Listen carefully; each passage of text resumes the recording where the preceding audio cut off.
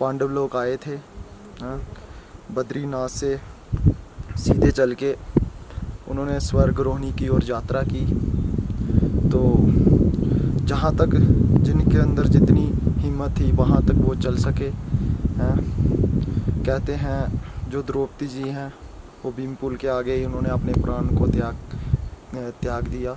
तो आगे नकुल ने, फिर उसके बाद सहदेव ने, उसके बाद फिर अर्जुन ने, तो उसके सतोपंथ में फिर भीम जी ने, और स्वर्ग में स्वर्ग की ओर युधिष्ठिर जी ही पहुंच पाए। उनके लिए स्वयं एक विमान आया था और विमान में बैठ के और वो स्वर्ग की ओर चले गए, बैकुंठ धाम की ओर चले गए। उनके साथ एक कुत्ता भी था।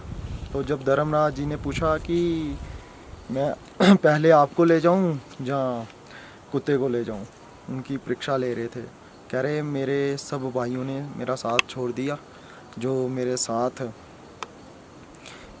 साथ जे ही रहे, जो कुत्ता मेरे साथ ही रहा, तो जे आप इसको ले जाओ, हम यहीं रह जाएंगे। फिर उन्होंने कहा आप बाकी धर्मराज युधिष्ठिर हो। तो फिर उनको, जो कुत्ता था वो स्वयं धर्मराज थे, उनको जहाँ तक ले आए और आगे से और विमान में बैठ के वो स्वर्ग की ओर चले गए। देश स्वतोपंथ जे ऋषि मुनियों की भूमि है, जहाँ पे ऋषि मुनि कहते हैं सूक्ष्म रूप से तप करते हैं।